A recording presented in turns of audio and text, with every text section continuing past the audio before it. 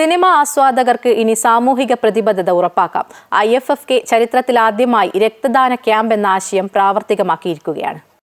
ഏറ്റവും വലിയ സന്തോഷം ഞാൻ ഇന്ന് ചെയ്യുന്ന ഈ ഒരു കാര്യം നാളെ ഒരാൾക്കൊരു സഹായമാകുമെങ്കിൽ, നാളെ ഒരു കുടുംബത്തിന് അതൊരു സന്തോഷത്തിന് കാരണമാകുമെങ്കിൽ അതിൽ ഞാൻ ഒരുപാട് സന്തോഷിക്കുന്നു. അപ്പം ഇതുപോലെ എല്ലാവരും ഇതിലോട്ട് മുന്നോട്ട് വരണം. പേടിക്കാനൊന്നുമില്ല, വിഷമിക്കാനൊന്നുമില്ല.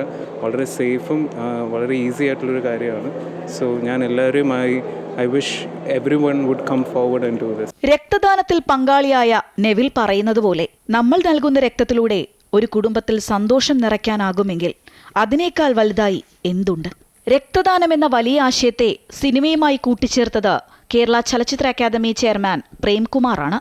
സിനിമയുടെ നന്മ സിരകളിലൂടെ ഒഴുകട്ടെ എന്ന ഹാഷ്ടാഗോടെ ആ ആശയം കേരള അന്താരാഷ്ട്ര ചലച്ചിത്രമേളയിലാകെ നിറയുകയാണ്. RCC ബ്ലഡ് ബാങ്കിന്റെ സഹകരണത്തോടെ കേരള ചലച്ചിത്ര അക്കാദമിയും പോലീസിന്റെ രക്തദാന സേവനമായ പോൾ ബ്ലഡും കേരള സ്റ്റേറ്റ് ബ്ലഡ് ട്രാൻസ്ഫ്യൂഷൻ കൗൺസിലും സംയുക്തമായാണ് ഇന്നത്തെ രക്തദാന ക്യാമ്പ് സംഘടിപ്പിച്ചിരിക്കുന്നത്. ആദ്യ ക്യാമ്പ് തൈക്കാട് സ്ത്രീകളുടെയും കുട്ടികളുടെയും ആശുപത്രിയുമായി സഹകരിച്ചായിരുന്നു. നമ്മുടെ ഏറ്റവും വലിയ ലക്ഷ്യം എന്ന് പറയുന്നത് രക്തദാനം എന്നുള്ളത് നമ്മുടെ സമൂഹത്തിൽ ഒരു സംസ്കാരമായി വളർത്തിയെടുക്കുക എന്നുള്ളതാണ് നമ്മൾ ഇത്തരം സംരംഭങ്ങളിൽ ലക്ഷ്യമിടുന്നത്. അതുകൊണ്ടാണ് ഫിലിം ഫെസ്റ്റിവൽ പോലുള്ള ഈ വേദിയിൽ തന്നെ നമ്മൾ ഇതിന് മുന്നോട്ട് വന്നത്.